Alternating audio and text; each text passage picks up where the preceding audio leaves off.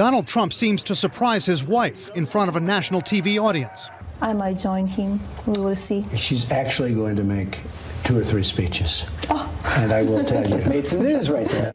The question from ABC's George Stephanopoulos to Melania Trump was, do you want to get out there and help him in the final 2 weeks? When she said she might, Trump took it a lot further. She's agreed to do 2 or 3 speeches, and I think it's going to be big speeches, important speeches. And I think it's going to be great. We asked the campaign if Donald and Melania Trump had spoken about that before the interview. They didn't respond. Could Melania help her husband in the final stretch? Basically, what women voters say is, well, of course the wife is going to say nice things about the husband. So at this point, I don't see how that this really helps Donald Trump with women. Melania Trump has done interviews with major networks, including with CNN's Anderson Cooper, since the accusations of sexual misconduct against her husband came out. I believe my husband, this was all organized from the opposition. But she hasn't given a speech since the Republican convention. My parents impressed on me the values that you work hard for what you want in life. One of a couple of phrases which plagiarized a Michelle Obama speech. Her husband tried to laugh it off last week. Michelle Obama gives a speech, and everyone loves it. It's fantastic. They think she's absolutely great.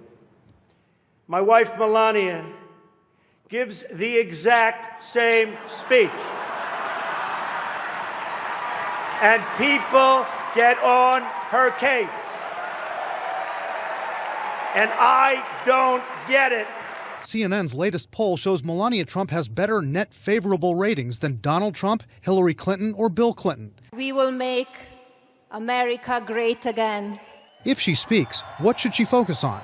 If I were advising them, I would have her take a fairly light touch about how, for example, she's tried to hide his phone so he can't tweet. I wouldn't have Melania Trump address the allegations against her husband. I don't think she's got a good answer for them.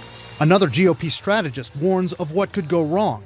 You have to have buy-in from Melania Trump. This can't be something that she's pressured to do, because if she underperforms in that sense, like she did at the RNC convention, it could cause a lot of negative coverage, or you could hurt your chances. Newly released stolen emails show the Clinton team reacting with disbelief and frustration. Wow. As news broke of her private email server. In March 2015, campaign chair John Podesta wrote to campaign manager Robbie Mook, "Did you have any idea of the depth of this story?" "Nope," Mook replies. "We brought up the existence of emails in research this summer, but were told that everything was taken care of." Later in July, a Clinton surrogate and now transition co-chair Neera Tanden wrote Podesta, "Do we actually know who told Hillary she could use a private email? And has that person been drawn and quartered?" Before, more colorfully, calling the whole thing expletive insane. A 2011 memo, also stolen, shows former Bill Clinton aide Doug Band taking credit for generating money for Bill Clinton by arranging paid speeches and leveraging contacts with corporations that donate to the Clinton Foundation, activities that he dubbed Bill Clinton Inc. In the memo, he goes on to say, quote, "Since 2001, President Clinton's business arrangements have yielded more than $30 million for him personally." There is, however, no evidence in the emails of any quid pro quo between the businesses and then Secretary of State Hillary Clinton. That has not stopped Clinton's opponent from pouncing. Mr. Band called the arrangement unorthodox.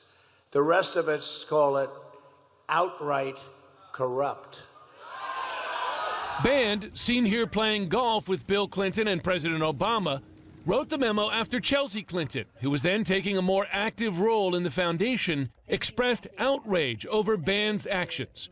In one email, she recounts a call where Band, quote, "yelled and screamed at my dad." Later in 2015, reacting to news reports examining the foundation's finances, Tanden emailed Podesta, quote, "I'm hoping someone is keeping tabs on Doug Band."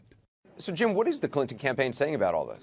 Well, the Clinton campaign, as a matter of policy, has not responded to individual emails. In fact, they've said you cannot guarantee the authenticity of any of those emails. But on this issue of the Clinton Foundation, financial ties, they did release a statement today saying the following: the State Department has made clear that Hillary Clinton's actions were made in the best interest of American foreign policy and that she never made decisions because of donations to the Clinton Let's Foundation. talk about the road to 270. That's the most important thing. It is.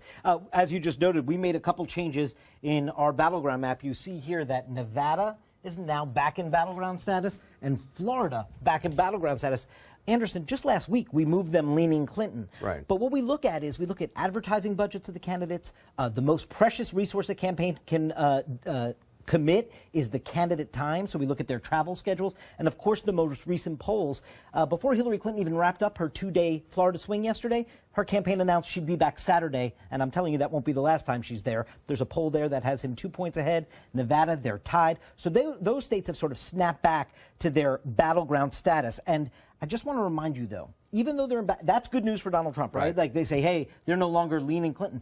But I just want to remind everyone how tough this map is.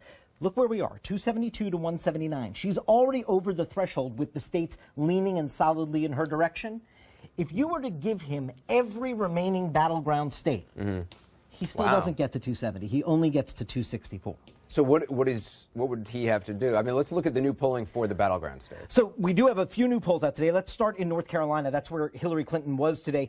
She's showing a 4-point edge, 47% to 43% in the new Quinnipiac poll. This is where she was with Michelle Obama. This is the state they want to recreate the Obama coalition in. He won it in 2008, just lost it in 2012. She looks to have an edge there. Here's one of those states you said that might be acting downright blue. We have not seen Georgia go Democratic since 1992 with Bill Clinton's race. He wasn't even able to hold on to it in his reelect, 44-43. Now, what's the reason we don't have it in battleground status yet? It's because the Clinton campaign has not yet committed surrogate travel. Hillary Clinton's not going there yet. We don't see a ton of spending going on in Georgia. The Clinton campaign is not yet treating like a really winnable race for them. And then Iowa, which we also have leaning towards Donald Trump, dead heat, 44% to 44%. I was just looking at some early voting numbers there, and Hillary Clinton does have an edge. Democrats have an edge in terms of returned ballots, but it's not as big of an edge as Barack Obama had at this same point 4 years ago. Wow, so some good news for the Clinton campaign, but also some really important good news for the Trump campaign, particularly in Florida and Nevada. Yes, without a doubt. Yeah. All right, David Chalian, thanks very much.